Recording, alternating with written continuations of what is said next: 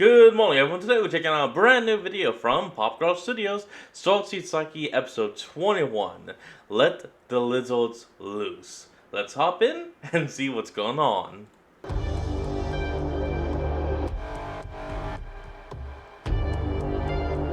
Previously on Starseed Psyche, Kaio Adachi and his closest Super Wraith Squadron allies have camped out with a group of Cusidians and a tribe of natives in the Amazon rainforest, the Ranichwara, while they prepare for their, hopefully, final battle against the Cuserax, who are being controlled by a group called the Commission.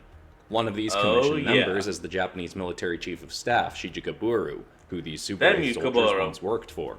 Toshiko tried to Sorry if I butchered that name. I'm not the best when it comes to pronouncing names just in general. Convince her mother, General Yamada Ritsu, to not trust him, but hasn't been in contact with her mother since.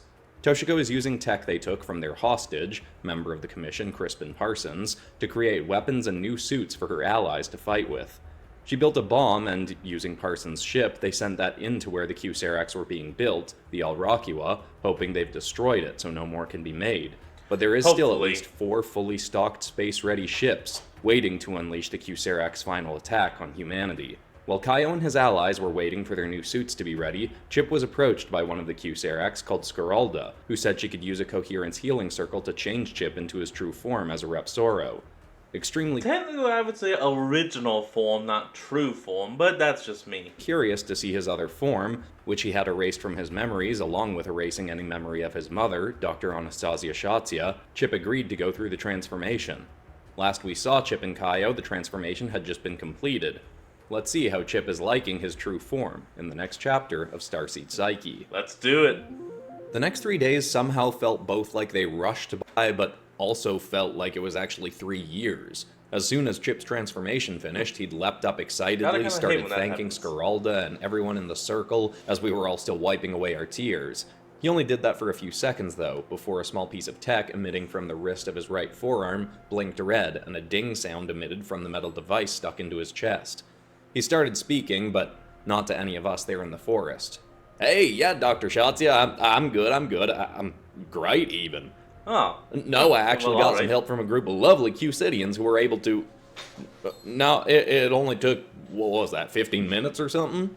Yeah. I'm being serious, Doc. Heck, you can teleport, right? Jump on out here to my location and talk to him yourself if you want." Chip confirmed with Scaralda and the others that it was alright for Dr. Sorry, I meant to say, is that a good idea? Shatsia to come to her. I mean, I know it's his mom and all, but still. Also, surprising that he's actually putting breast on a lizard girl. Well, you know, many people that make lizard girls, yes, I know, do that because... I'm deep enough into this, I can say it's sex sells and all that. But other people also say it would just be, you know, well, not necessary, considering that lizards don't... you know what? I'm moving on. I don't need to give you all a biology lesson. Her location. I'm no teacher. Then she agreed to do so. She didn't come immediately, as she was hard at work in her human life, building tech for the Super Wraith soldiers, and I wondered if her work would be put on hold when she learned that we had confirmed her theory about Shijikaburu and the Commission being behind the Cuserax. In the time before her arrival, Faye and I went for a walk with Chip. He wanted to test out his new form. Or, old form, I guess. He was swirling his tail around constantly, grabbing branches with it, and scurrying up and down trees. He also showed off how he could leap 5 times as far as he could in his human form. He wasn't nearly as powered up as he was when he wore a Super Wraith suit, but he was clearly a lot tougher than before. Obviously. I truly cannot believe how stupendous this form feels. It's like there's been this tension in my chest for the last, I don't know how long, that I wasn't even noticing was there until now that it's gone. I was excitedly watching Chip move around and try out his new body, but... Weirdly enough, a lot of people that have actually lost limbs in the military have actually said almost the same thing. But I also noticed Faye watching him even more intently. "It is wonderful to see you like this, Chip and Saul. You often have a very positive energy, but now your presence feels simply radiant." I don't know if Repsoros can blush, but I was pretty sure if they could, Chip would have been in that moment. Definitely. Thanks, Faye. I really wanted to stick around and see more, but I knew it was my turn to do what Chip had once done for me and Toshiko. Oh, wow, I just remembered that I... Gotta go do something. I'm gonna go. See you guys back at camp. I gave Chip a cheeky salute, then walked away. Faye had once told me that she had certain experiences she wanted to have with humans. I wondered if having them with a Repsora would suffice. A Chip and Faye returned to Repsorian camp a human. couple hours later, both Nice. acting even more giddy than when I'd last seen them. Not long after they got back, Dr. Shotsia told Chip that she was ready to teleport to our location. She instructed Chip to find a clearing that was as flat as possible with nothing around for at least a 10-foot radius. He did so, That's she not used the bad. tech in his body to mark the location, then he stepped back.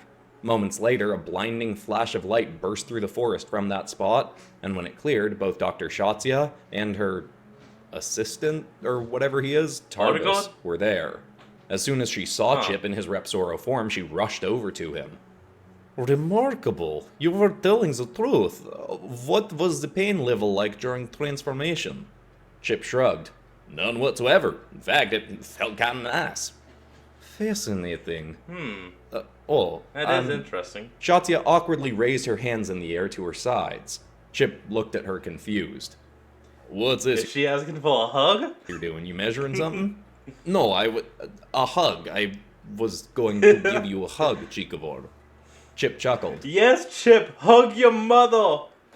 Oh, right, yeah, I get that now. She stepped slightly forward, looking as if she'd never hugged anyone before. Chip wrapped his arms around her much more naturally.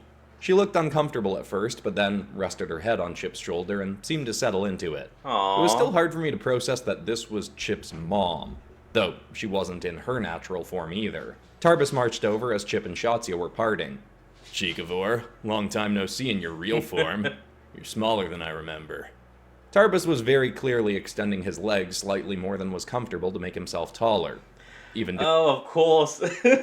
Dude's standing on his tippy toes. doing that, he was barely noticeably taller than Chip and definitely wasn't as broad. Chip ignored the obvious insult. Hey, Tarbis, you looking for a hug too? I don't hug. Hug him. Oh, you really should. Come on, it feels nice. Do it. Tarbis was clearly about to say something insulting again, but then caught Faye's eyes looking at him. She and Tarbis had had some kind of one-on-one conversation where she'd clearly been helping him through something when we were back in the Repsoro base. I guess with just a look, she was reminding him of that. He grunted. Yep, fine. He aggressively wrapped his arms around Chip and was clearly squeezing harder than was necessary. Chip didn't try to do the same back, and Tarbis actually relaxed and settled into it. Honestly, he let the hug go on longer than I expected. When Tarbis stepped back, he seemed a bit flustered. Alright, that's sort of relaxing. I guess I see why humans do that. Yeah, hugging We brought is nice. Shotsia and Tarbis to the camp and introduced them around. Shotsia seemed slightly off-put by the Cusidians at first, but they were warm and inviting, and eventually she settled into their presence. She had a long conversation with Scaralda about how she'd caused Chip's transformation. Scaralda actually threw around more scientific terminology than I expected, and with Shotsia doing the same, the conversation was going way over my head, so I eventually stepped away to spend more time with Toshiko. Yeah. She was can't working on her understand it weapons, at but all. that was sort of sporadic work. Once she'd adjusted the printing parameters and set up her designs, the mini printing bay could do the rest itself until it was time for her to put in her Subarwraith spark for each suit and gauntlet.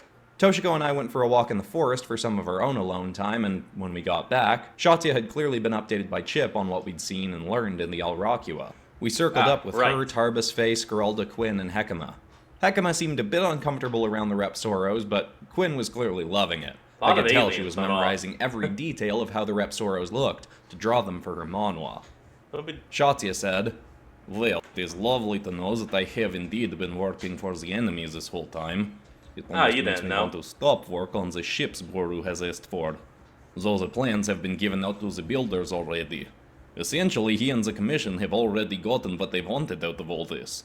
But they also know that you are all significant loose ends, especially since you have the squirming little hostage. Crispin was Yeah. being kept in a tent ways off into the camp. He was easy enough to threaten into giving us information, but it was still hard to know what of it we could trust. Regardless, That's I had a also hunch true. that he was still going to be useful to us. Toshiko said, Odds are Buru and the Commission will move up the timeline. Given their past pattern, they likely intended to wait a few weeks before the next attack took place, but now, who knows, it could be any day. They're probably also doing everything they can to track us down. It seems Parsons was telling the Right. truth about his ship and tech having been made untrackable by the Commission and their own Q-Serax crowns, but that doesn't mean we'll be safe from them forever. Dr. Shotsia has my Has General Yamada Ritsu reached out to you? I told her to contact you about your theories about Buru. Shotsuya shook her head. She has not. If she does come to me, I will tell her what I know, though. Other than information about the Repsoros, of course. Right. Chip then changed the course of the sense, conversation. Maybe the time has come for the Repsoros to step out of hiding. Everyone whipped their heads towards him. Look, I've only been in this form for a few hours, but I can tell you it feels much better running around in my natural state than being turned human.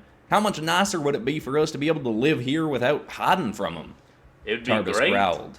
That rapid transformation clearly fried your brain, Chikavor. Humans ain't ever gonna accept us. All the ones that believe we exist think we're evil monsters. And then there's also a part of the internet that likes scaly humans.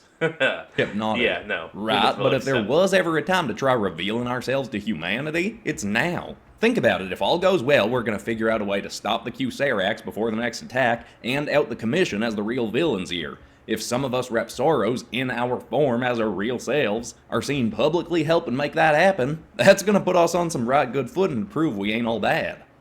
I noticed from the corner of my eye both Faye and Scaralda beaming with pride as Chip spoke. I suddenly understood why Scaralda had told me not to worry about the Coherence Healing Circle being unable to turn Chip back. She must have known he wouldn't want to change back once he got a taste of his true form. Yeah, Tarbis got even more riled up. You think you could... It really does just make a lot of sense. When you finally just unleash, it's like, oh yeah, never going back now. Just turn back to your old self for a few hours and decide that you get to out our entire civilization on Earth, who's been hiding out here for centuries? You even let a glimpse of our existence out to humanity, and there'll be Repsoros hunting you down until your last day. Shotsuya affirmed. He is right, Chikavor. You will be hunted if you decide to reveal your true form. Damn. Even if it goes well and some humans do accept us, there will be those in the Repsoro community who despise you for revealing our kind to the world. We can protect him, Faye interjected excitedly. We can protect Chip and anyone else who willingly reveals Repsoro kind. We can even take him or anyone else off-world to keep you safe if necessary. Ooh, I myself have not okay. been fair to the Not Repsoros bad. and would be happy to help get you on good footing with humanity, so you can all stop hiding. If what I've learned about your communities here Would is be true, the really Galactic useful. Federation will have to rethink their concerns about you living on Earth alongside humanity as well. Well, there you have it. See? I say we let the lizards loose. That sounded weirdly inappropriate, but I knew it wasn't the right time to crack a joke. Tarbis shook his head aggressively. We'll just chuckle. You're all insane. We're not going to decide at some shabby little powwow in the woods to completely warp Repsoro existence on Earth. There is a reason we've stayed in hiding. Oh, why not? Let's do it. Yay! Shotzi interrupted. Tarbis whipped around in shock. What? She shrugged. Chikavora's Mother and son lizards going wild. right. We have whole programs in place just to let us go and live secret lives among humanity. It would be much easier if we could simply do that as our true forms. Yeah, Tarbis was here we go. baffled. Just like that, we're gonna make an executive decision for our entire race. She shrugged. If we go to the leaders to Only one planetary civilization. deliberate on this, it will get buried in a bureaucratic nightmare. I've never been a fan of asking for permission to act anyhow. The more the conversation went on, the more it sunk in for me that we Time were to go literally wild. making choices that would echo throughout the history of humanity for decades, if not centuries to come. Maybe I even didn't feel millenniums. remotely qualified to be making calls like this, and yet, here we were. Tarbis was eventually talked around by Shotsuya. She I mean, they're all 4 different types of aliens here, and yes, I'm counting humans as an alien. decided she was going to go back to the Kokushin compound where she worked, get some of her own weapons, then come back here to let the Coherence Healing Circle change her into a Repsoro form. She and Tarbis would then come with us on the plan that we also hashed out the details of in that meeting. A plan that would in fact involve a certain insufferable billionaire. That's right, more Christian Parson. Crispin Parson. Yeah, I'm sorry, that name was a little tricky for me, but still. When our meeting concluded, I wondered if there was any chance I'd be able to sleep. There was Paul. so much riding on us succeeding. Battle in the exosphere. Ooh. How humanity would look at the Cusidians moving forward, how humanity would react to the Repsoros, not to mention the lives of possibly thousands of people we may be able to save if we could prevent any more Cuserax attacks. Or could maybe be lost if we messed this up. I'd felt imposter syndrome a few times after getting onto the Super 8th squad, unsure if I really deserved to be there, but it was nothing Hey, you compared to walked how I hard. was feeling on that night. Toshiko and I shared a blanket in the same tent as a bunch of our other friends and a couple of the Ranichwara. It seemed like everybody passed out faster than I did. I was on my back, with Toshiko's head and arm draped over my chest. Her weight on Aww. top of me was relaxing, but not enough to drown out the thoughts. That was Whoa, I know we haven't even gone so much as coloring on this yet, but damn, if that's what Faye's blade is gonna be looking like, damn, that's awesome. the first time in a while I had to think back to one of the lessons in Argent Angelo's book. It wasn't one about anger specifically. In fact, it was one near the end of the book where he talked about feeling unqualified to write a self-help book. He said, "Part of me has questioned if I really have a right to put this book out into the world. I am not a doctor or psychiatrist or monk. Who am I to tell people how to heal their lives? You're a human. The thing I have to That's all that's continue to needed. remind myself over and over again is that every person who has made a difference in the lives of others was, like me, just some person. They too questioned whether they knew what they were doing. No matter how lauded or successful someone is, we are all simply humans doing the best we can with what others have taught us and what we have learned about life and ourselves through our own experiences and experimentation. When wondering if that's you are all pretty worthy right. of achieving something or helping others with what you have learned, the question to ask is not, why me, but why not me?" Ooh, I like that. I let that last But line damn, ring that's through my good. head. Why not me? The people who came to mind to make huge changes in the world were world leaders, but as was clearly evident through the commission, some of them were causing the problems we were facing. So, again, completely. why not someone like me to make big moves like this? It didn't shake away all my doubts, but it was enough to quiet the other thoughts and help me slip off to sleep. When I closed my eyes, there was a quick streak of lights, like when you stare at the sun, then blink and look away, except the streaks were shaped into numbers that slowly faded. They looked distinctly like 333, the angel number associated with support. Ah, I chuckled to myself, thanked Yorick, thanks, and Yorick. fell asleep.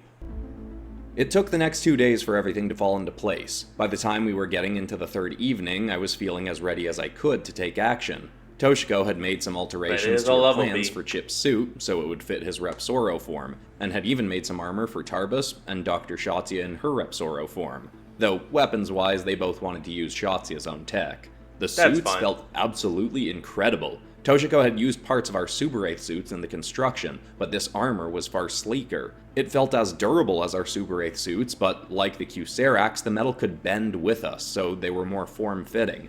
Instead of clunky helmets, we had these sort of earmuff-like bands that wrapped around our heads, and created an invisible barrier like the Super 8 suits did for our faces. Ooh.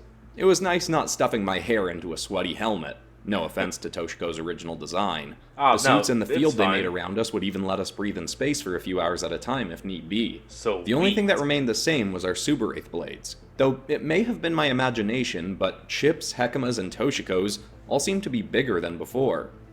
Of course, nobody's compared to Faye's.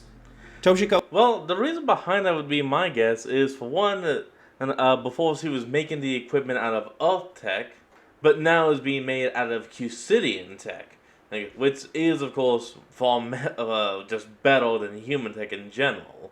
So it would make sense that even the suits would probably be able to channel more of their energy or whatever to construct the blades. had anticipated that Faye might be able to power 2 blades like I could, so she built 2 gauntlets into her armor as well. When Faye put it on and booted up her gauntlets, the pinkish-purple blades that emerged from each forearm were easily the biggest any of us had seen. We didn't have percentage Easily. readings there, but it was a safe bet to say that she'd maxed both out at 100%.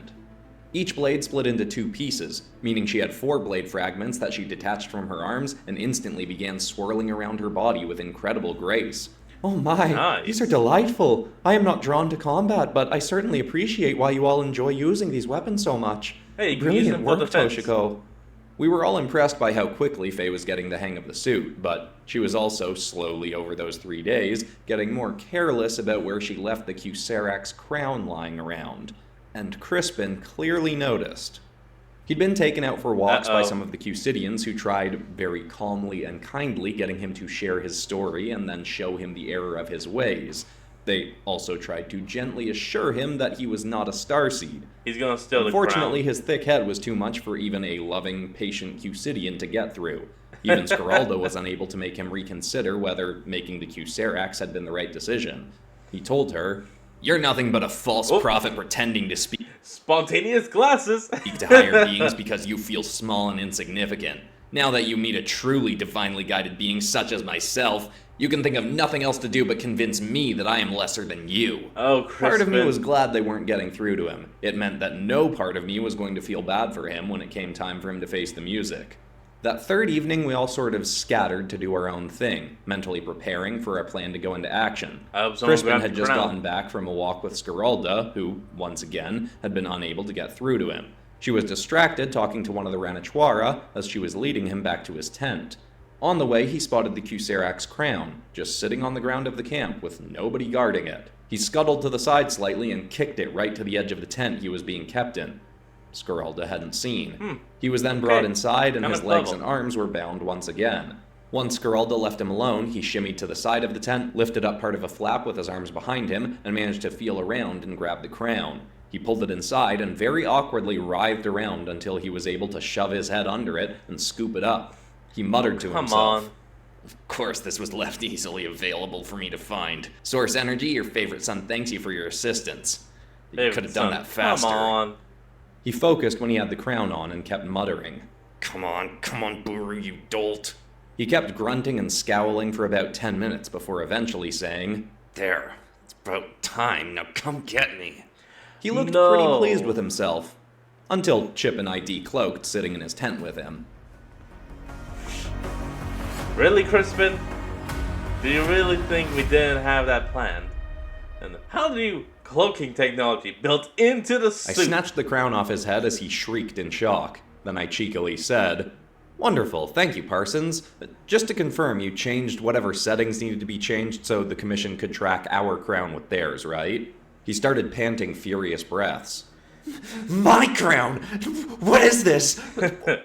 Yeah, still a bet on the exosphere, but we all get yep, triple off. Whatever, it doesn't matter what you're doing here. The Commission won't just be able to track my crown now. They can track everything you've built with my printing bay and materials. They will hunt you all to the ends of the earth. I nodded. Perfect, thanks for the help. I grabbed the collar of his shirt and dragged him out of the tent with us to see the others there waiting. Well, most of them, anyway. Some were off on their own important part of the mission. Quinn, Dr. Shotsia, Tarbus, and Faye were all outside, with Faye's ship hovering just above the camp. I tossed the crown to her. "All right, they should be coming for us. Let's get out of here before they fire on the camp." Time for a fight. We said quick goodbyes and thank yous, then all beamed onto the ship. Inside waiting was someone most of us hadn't met yet. It was another Cusidian, a guy a bit older than Faye who set the ship to fly away from the Ranichuara camp, then turned to us excitedly. Faye ran up and hugged him. "Oh, it's so nice to see you again in person, Corleone. And you, sister. The others are all in place with ships cloaked and waiting over the Super 8th military base." Am I the only one thinking this would have been Faye's father? Crispin shrieked over the heartwarming reunion. What is going on here? Why would you want the Commission tracking you? I deserve answers. I almost didn't reply just because he said he deserved it, but I couldn't help myself. See, technically, I guess it Can we get Yorick to finally talk to this guy and just be like, yeah, man, you're not a Starseed or anything like that. You're literally just an egomaniac. Isn't true when I said that Faye was being careless about where she left our Cuserax crown. It was more like she was carefully placing it in places that seemed careless, so Crispin would notice. Yeah, I tossed Crispin onto Faye's beanbag chair and explained. We wanted the Commission to send their fancy new Cuserax space bomber ships after us to lure them out, but Faye wasn't able to figure out how to make your tech trackable by them. She probably could have figured it out eventually, but we wanted to get this mission underway before the next Cuserax attack could go down. Oh, yeah. By the way, we teed it up so that you could easily kick the crown into the tent, and Scaralda was just going to do her best to pretend she didn't see it. Your kick was so off that I literally had to use my telekinesis to curve it back towards the tent edge so you could still grab it. Well, sorry, I've been too busy being humanity's unappreciated savior to take up soccer lessons. You're not a savior, I ignored his man. comment and went on. Not a savior. We didn't know for sure what you'd do with the crown, but we figured if you didn't send out a call to the Commission to come save you, you might at least try teleporting a new ship to us or something. Not that we really need it, since Corleone brought Faye's. Pretty bold of you to think Buru might save you after you clearly left the Alrakiwa with us. He was probably planning to just nuke your location. You've gotta know that, right? Oh, please. As if Buru you and the want others your know life. they need me. I'm more essential than any of them. I mean, not if we did succeed in blowing up the Alrakiwa. You're Yeah. kind of useless to them now that they're not making more Q-Seracs. I mean, if the bomb went off without all the hits, then yeah, you are indeed just useless. Anyway, Faye here has technically been a rogue agent, helping us without the consent of her people. But once she relayed the whole story of what she's learned to her brother here, including the fact that she It's her brother. helped us Okay. figure out who was really behind the attacks, Corleone was able to take that information to the other Q-Cidians who had come back to Earth to help us before the Q-Seracs invasion. They agreed that what Faye had discovered should be enough justification to the Galactic Federation for the Q-Cidians to help us finish this. And that's good. They don't have any weapons or anything to fight with, but they can use their ships to shuttle the other Super Wraith soldiers into the fight as soon as it gets going. With her hand pressed Wonderful. against the crown on her head, Faye called out, "I'm sensing that a large Q-Seracs vessel has just appeared in the exosphere directly above us. It is only one as far as I can tell." I took a breath. Okay, let's go say hi. I Corleone was saying before that ad, time for a fight. stepped back over to the controls and aimed the ship up. We shot like a dart right into space. As the sky got darker around us, I looked all over for any sign of the ship. Before I could see an actual vehicle, I spotted the first rocket incoming. Faye, Quinn, Chip, and I all ran to the doorway through which we could be beamed in and out. Faye opened it, thankfully with an oxygen and pressurized barrier maintaining the atmosphere in the ship. We all sent our Super Wraith blades out into space and guided There we them to go. the front of the vehicle. Quinn jabbed me in the side with her elbow as we all looked out the front window. Hekima's not here to say no competing, so I bet I can take out more rockets than you, Adachi. I smiled, surprisingly confidently, for the danger we were flying into. Bring it on, your parkour skills aren't helping you take this win.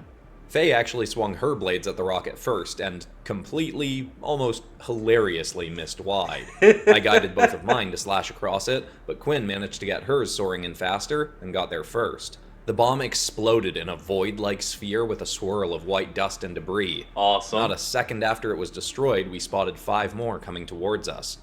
That was finally when I saw the ship in the far distance, firing more and more rockets. We kept flying forward and slashed our blades vigorously, far out in front of the ship. Chip Let's was do managing this. to take out the most explosives, but Quinn was loudly keeping her count, and she was staying a short way ahead of me. Funny enough, in spite of how gracefully she'd moved her blades when she first got them, Faye was missing every single rocket she aimed for. She was definitely an emotional maturity rival, not a Super Wraith soldier rival. Oh, completely. Still, she seemed to be having a lot of Not fun. good. We were getting closer and closer to the Q-Seracs ship, when another appeared next to it in a blink. We Ooh. probably weren't far out from another than another showing up. It was intimidating, but also ultimately what we wanted. I had a huge urge to take command since Toshiko and Hekima weren't with us, but questioned if I was really the right one to lead us in this leg of the battle. Then I heard Argent Angelo's words in my head. Why not me? Faye, Exactly. I said confidently. Get your blades farther ahead and carve a hole in the side of the ship big enough for our ship to fly through. Corleone, keep us flying right for that hole. We'll keep the rockets off us. The Q-Cidians both nodded and immediately did as Right. ordered. Let's Faye's go. blades stabbed into the side of the first vessel directly ahead of us and slowly started spiraling around. I'd hoped she'd move faster. I'd figured aim wasn't a problem here, so she should be the one to take on this task. But maybe I should have done it myself. More rockets were coming, now from both ships. Chip, Quinn, and I were having a hard The moment he said spiraling, I immediately started thinking of Garen Lagan and drills. and harder time keeping them away. A third ship suddenly appeared on the other side of the one we were headed for. If it started firing, we were toast. But Faye didn't have the hole carved open yet. I needed to tell Corleone to pull up, but what if we didn't get another shot at getting this close? In my head, I said, Yorick, if you're going to support any part of this mission, I think this is when we need it the most. Come on, I Yorick. wanted to make Corleone turn away, but I said nothing. Rockets were getting closer and closer. One exploded a little too close to the ship, and it didn't puncture the hull, but the whole thing shook like a chunk had been taken out of it. Oh I god. held my tongue. The hole wasn't made, but we couldn't back down. We were nearly there, and we were going for it. We struck right into the wall of the Yeah. Q-Serac space bomber. A light flashed before my eyes that briefly made me think we'd all just died. Instead, I quickly realized it was the light inside the bomber ship. We smashed yes, through the nearly yes. completed hole, Corleone instantly hit the reverse, and we slowed down just enough so that when we crashed into the opposite wall of the main hangar, it didn't obliterate Faye's vehicle with us inside. We were all hurled about the cabin along That's with good all enough. her furniture and books and food. Faye's home was completely wrecked. And yet, That's a she was the downside. first person to leap up and yell, "That was incredible! Combat is far more exciting to be a part of than I imagined." I chuckled and A shook little my bit head. here and there. Glad you think so, but getting in was probably the easy part. We'd managed to Yeah, guide our true. blades into the hole before some kind of security system sealed it shut. I couldn't see them yet, but I knew we were surrounded by Q-Seracs. Now we just had to fight as best we could and hope Toshiko and Hekima brought in our backup fast. Of course, that was banking on the fact that General Ritsu would finally be willing to break a direct order from a superior. Yeah. Ready to leap out of the ship and hell with fight? I direct asked orders. Faye. Do you have control of any of the drones in here with the crown? You might even be able to control the whole ship if we're lucky. She focused, but shook her head. No, I can sense the drones and the vehicle around us, but it feels as though someone else has very clear control over them. All right, Like you're well, locked let's out. hope these new suits give us as much of an edge as we... I was suddenly interrupted by a voice. It was being projected through something, making it booming loud, but was a woman saying something in Chinese, so I didn't understand it. Huh? I looked at the others. Anyone? Catch that by chance? Corleone raised his hand as he was picking himself up. Yes, she said, "Come forth, so I may fall like a thunderbolt upon you." Chip, Quinn, and I all nodded. Damn. Chip Okay. said, "Gotta admit, that's a pretty sweet battle cry out there." Yeah, no. I scrambled to give the broken props. window of the ship and looked out. It wasn't just a swarm of various Q-Seracs there waiting. One of the commission members clearly had a similar idea to us about making herself a suit using the tech in the Alrakua. Uh-oh. Oh. And we got the fuck. Wait, does that mean that all of them are on these one of these ships? Huh. That's gonna make it easy. A plan that would, in fact, involve a certain insufferable billionaire. Insufferable billionaire. It's hard to say. Insufferable billionaire. I am not a doctor or psychiatrist. And you, sister.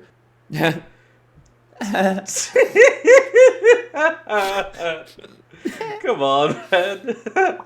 Well, we're really coming down towards the end of this series. And we're also close enough to the ending now that I know Yeah. how everything wraps up. I know how all the final pieces fit together, and, well, I guess you can't always guarantee that everybody's gonna be happy with how a series wraps up. I know I'm very... I think we're gonna have maybe 2, possibly 3 more episodes, and then Starseed Psyche will be wrapped up and replaced with whatever he has next. pleased with how it all concludes. But we're still a few episodes away from that. So besides that, that's all for today, except of course for ending this video on some kind of positive or inspiring note. And the thought I want to leave people with today is something that I've seen firsthand from trying to achieve various things in my life, and that is this idea that while you're in the process of trying to achieve some goal, odds are it's always going to take a bit longer than you want it to, and that can be kind of frustrating, wondering when, if it actually is going to happen. But a good thing to keep in mind is once you get that thing you've been going after for so long, in my personal experience, it's pretty quickly gonna feel like you've always had it. Whether a career, a physique, or whatever it is. I mean, heck, Popcross Studios, it's hard to remember a time when it wasn't my full-time job, and yet it's only been my full-time job for about half my career, and about a fifth of my life overall. So hopefully that's just a good thing to keep in mind. It might be hard to see it now, but once you get to wherever you're trying to get, it's probably gonna feel like you've always had it. So just do your best to enjoy the journey to getting there. I hope that's inspiring. I love you all, and we'll see you all in the next episode on Friday. Goodbye. Alright everyone, that's going to be the end of today's video, and I hope you all enjoyed this. Remember to like, comment, and subscribe for more. Link to the original will be in the description below. I'll see all of y'all next time when we flick back on. Till then, this is Fox, signing out. Peace.